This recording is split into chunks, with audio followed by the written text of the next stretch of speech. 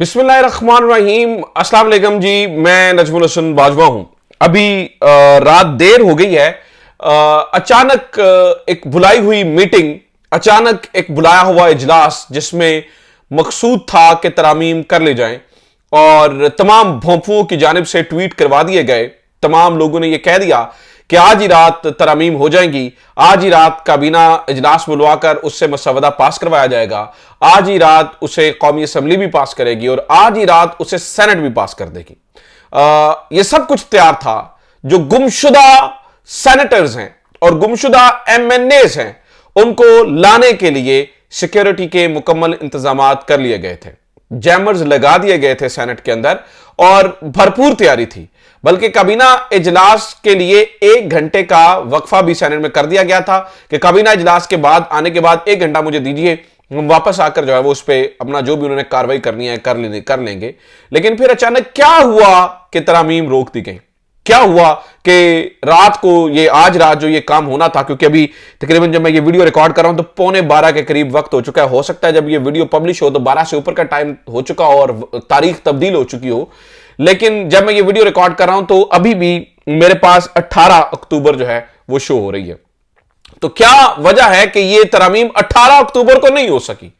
इन तरामीम के लिए अगेन कल 11:30 बजे के करीब सेनेट का इजलास बुलाया गया और इसी तरह से दूसरे इजलास बुलाए गए। तो हुआ क्या, कहानी क्या पड़ी, गेम क्या हुई, अंदर खाते क्या चल रहा है, पीटीआई क्या कर रही है, मौलाना फजल रहमान साहब क्या कर रहे हैं, बिलावल भुट्टो जरदारी साहब क्या कर रहे हैं, नून लीग क्या कर रही है, इसके ऊपर जरा बात करेंगे। सबसे पहले तो नाज़रीन किराम मैं आपको ये बता दूं, ये बात दुरुस्त है कि गवर्नमेंट के पास नंबर्स पूरे हो चुके हैं। अब मेरा नहीं ख्याल कि कोई भी इसके अंदर इबहाम रह चुका है। नंबर पूरे ऑब्वियसली दूसरे तरीके से किए गए हैं, लोगों को अगवा करके किए गए हैं, लोगों को उठा के किए गए हैं, माओ बहनों को उठा के किया गया है। वज़ीर आज़म साहब को शायद शर्म नहीं आती है, मेरा नहीं ख्याल कि शहबाज शरीफ साहब को इस बात का ख्याल हो। अली मोहम्मद खान साहब ने आज ठीक बात की है।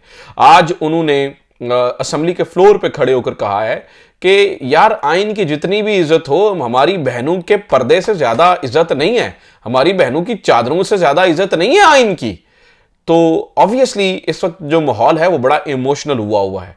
नसीमा एहसान के आंसुओं ने सारी कहानी बयान कर दी थी, लेकिन इस चीज को देखने को कोई तैयार नहीं है। इस चीज के ऊपर बात करें। आज अब्दुल गफूर हैदरी साहब ने खड़े होकर तकरीर करते हुए कहा है, उन्होंने कहा कि आप हमें काट दीजिए, हमारे गोश्त के टुकड़े भी आपको वोट नहीं देंगे। ठीक है, अगर इस तरह से चलेंगे तो फिर इस तरह से ही। अब जरा ये बताते हैं नाज़रीन किराम कि अब्दुल गफूर हैदरी साहब की उस तकरीर के बाद फिर माथा ठनका है और एक चीज जहन में आई है कि ये जो तरामीम हो रही हैं ऑब्वियसली पहले ही बहुत ज्यादा माफ कीजिएगा कंट्रोवर्शियल हो चुकी है। अगर ये मजीद कंट्रोवर्शियल हुई तो काम खराब हो जाएगा। लिहाजा फिर कुछ सुनमुन हुई है। वो सुनमुन क्या हुई है उसको भी बताने से पहले, और वो फिर क्या फैसला हुआ, इमरान खान से मुलाकात का क्या फैसला हुआ, इमरान खान से कौन मुलाकात कर रहा है, कब मुलाकात कर रहा है, ये सारा कैसे मामला हुआ, ये जरा और फिर हामिद खान साहब अभी मौलाना साहब से मिलकर क्या निकले, ये सारी बातें इंपॉर्टेंट है। लेकिन सबसे इंपॉर्टेंट नाज़रीन किराम सबसे इंपॉर्टेंट वो है आज जो बिलावल भुट्टो जरदारी साहब की तकरीर है। मैं सबसे पहले वो बिलावल भुट्टो जरदारी साहब की वो तकरीर आपके सामने रखना चाहता हूं। बिलावल भुट्टो जरदारी साहब ने कुछ देर पहले एक तकरीर किया और उनकी हर एक बात इंपॉर्टेंट है। वो सिर्फ सुन लीजिए, आपको अंदाजा हो जाएगा कि जो सियासी टेंपरेचर है वो कहां तक जा चुका है। बिलावल भुट्टो साहब कहते हैं इन्हें वापस आकर इस्लामाबाद पहुंचना है। मौलाना आज पता है इनका वो कारसाज के हवाले से, साना कारसाज के हवाले से एक इवेंट था, इन्होंने अवाम इकट्ठी की हुई थी, तो वहां पर उन्होंने कहा जी मैंने वापस जाकर इस्लामाबाद में बात करनी है। उन्होंने कहा जी इस्लामाबाद से वापसी पर आऊंगा तो आईनी बेंच बनाकर आऊंगा। मैं चाहता हूं कि ये काम अपोजिशन के साथ मिलकर करूं। इस्लामाबाद जाकर अपोजिशन जमातों के साथ आखिरी कोशिश करूंगा। अगर मेरी कोशिश नाकाम होती है तो फिर सबको पाकिस्तान की जमहूरियत के लिए दुआ मांगनी चाहिए। इसलिए अगर ऑपोजिशन इतने सारे कॉम्प्रोमाइज के साथ हमारे साथ नहीं दे सकते तो मैं मजबूर होऊंगा। मुझे मजबूरन नून लीग के साथ आइन साजी करना पड़ेगी। अगर ऑपोजिशन मेरे लिए रास्ता बंद कर देती है तो जो मुतनाज़े रास्ता है उसी रास्ते पर चलना पड़ेगा। मुतनाज़े तरीके से अदम इस्तेहकाम बढ़ जाएगा। हम क्या करें, हम तो 2006 से इंतजार कर रहे हैं, अब हम मजीद इंतजार नहीं कर सकते। पाकिस्तान पीपल्स पार्टी का ड्राफ्ट खुद कौमी असम्बली में पेश करूंगा। कोशिश करूंगा तमाम जमातों को इकट्ठा करके इस आइन साजी को मुकम्मल करूं। ना कर सका तो हुकूमत की 2/3 अक्सरियत के साथ मिलकर कर दिखाऊंगा। यानी कि बिलावल भुट्टो साहब कह रहे हैं हमारे पास जमीर चपेड़े खा के, बंदे उठवा के, पैसे लेके आने वाला जमीर, उस जमीर के मुताबिक ये कह रहे हैं फिर हम फैसला करेंगे। ये धमकी लगाई है। बिलावल का एटीट्यूड थोड़ा मुख्तलिफ है। उसकी वजह पता क्या, अगलू ने कान में बिलावल के कहा कि कर ले जैसा बंदे, इधर भी सैनेटर भी आ गए जे, MNA भी आ गए, चेक दितो इन्होंने, ठीक है। ये वो बिलावल साहब जो कि मौलाना साहब के पांव पड़े हुए थे, जो बातें कर रहे थे, आज धमकियां लगा रहे हैं कि अगर तुम मेरे लिए कोई रास्ता नहीं छोड़ोगे तो फिर मुझे जो है ना वो नून लीग के साथ मजबूरन जाना पड़ेगा। अगली गुफ्तगू भी सुने, मामला इतना सादा नहीं है। वो कहते नहीं, तहरीक इंसाफ का मुतालबा था कैदी नंबर 804 से मिलने की इजाजत दी जाए। मुलाकात का बंदोबस्त किया था, वो गए या नहीं गए इसका नहीं पता। हमारे सामने दो रास्ते हैं, हुकूमत ने फैसला कर लिया, जितना वो इंतजार कर सकते थे कर लिया, या हुकूमत बिल लेकर आए, या आज भी मुमकिन है कल परसों मुमकिन होगा, ये नहीं मुझे पता। आज तक मुझे पता है मुमकिन है कि हमारे बिल पे मान जाइए। कल परसों क्या होगा? उन्होंने कहा जी काजी फाइज ईसा, आपने कहा था नहीं होगा, काजी फाइज ईसा नहीं। आपने आईनी बेंच की बात की थी, आप उसे आईनी अदालत का नाम देते हैं, आप आईनी बेंच का नाम देते हैं। यानी कि यहां पर ये भी चीज नाने के नाम वाजे होगी। ये जो आईनी बेंच वाली कहानी डाल रहे हैं ना, ये जो बताने की कोशिश कर रहे हैं जी वो आईनी बेंच है, ये भी सरासर ड्रामेबाजी है। आईनी बेंच नहीं है वो, इनफैक्ट कोर्ट के अंदर ही एक आईनी अदालत है। वो किस तरह से वो हामिद खान साहब की गुफ्तगू से आगे जाके वाज़ेह हुआ है, वो आगे चल के डिस्कस करता है।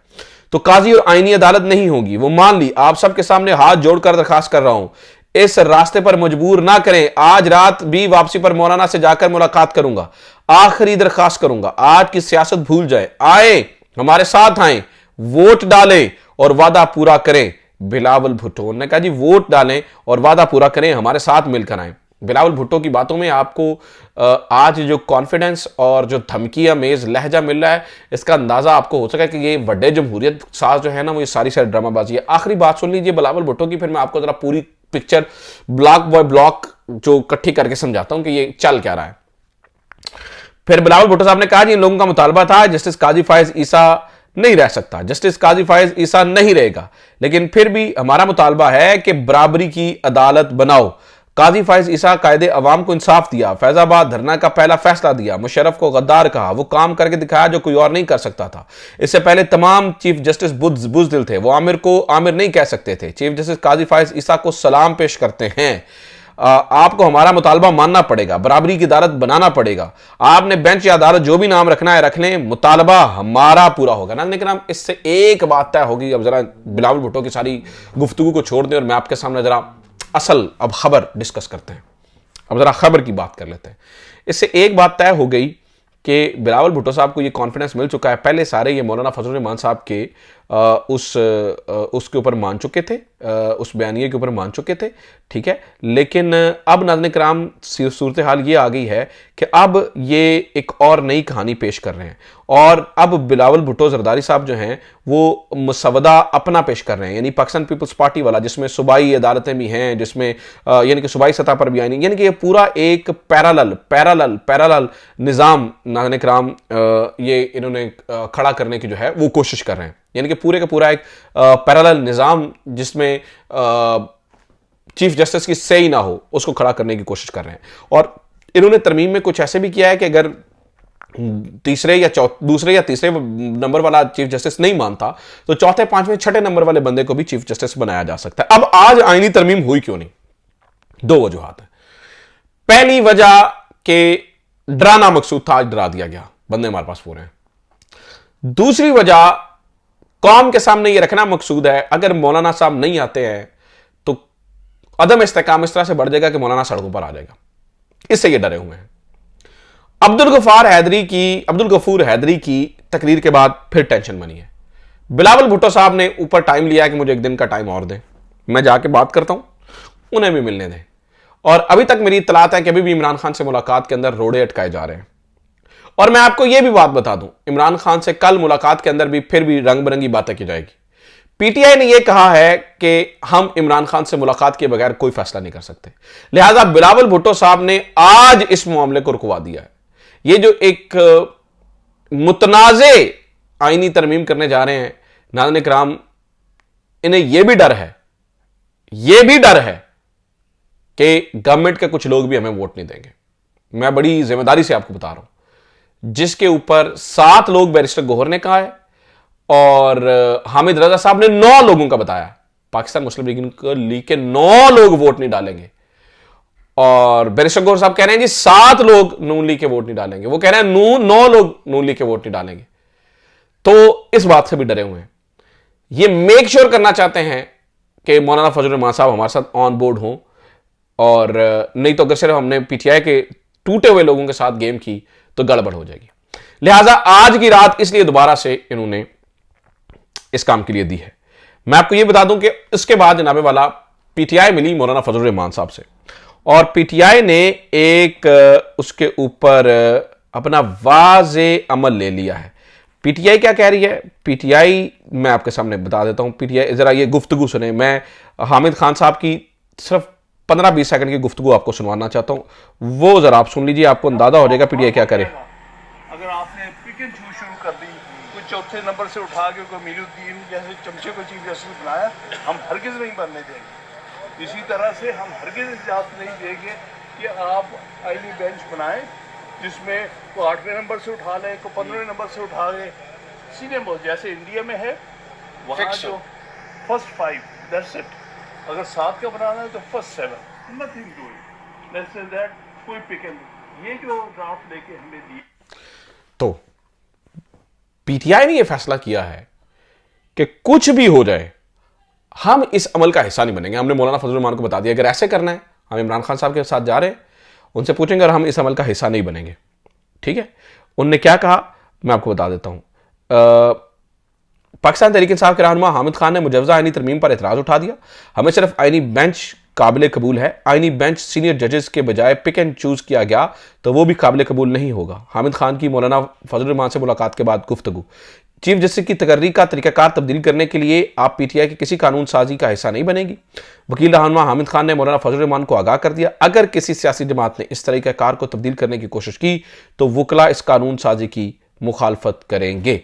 उन्होंने जस्टिस मंसूर अली शाह साहब के बारे में बात की। उन्होंने कहा जस्टिस मंसूर अली शाह के अलावा कोई चीफ जस्टिस हमारे लिए काबिल कबूल नहीं है। हामिद खान ने मौलाना फजल रहमान साहब ने 2 टोक मौक़िफ़ अपना लिया। ए कहानी जे, ए गलबात जे, इस वजह तो आज राती तरमीम नहीं हुई। कल देखते हैं कल 11:30 बजे क्या होता है। अपना ख्याल रखिए, चैनल को सब्सक्राइब जरूर कीजिए, आपकी सब्सक्रिप्शन बहुत इंपॉर्टेंट है। खुदा हाफिज़।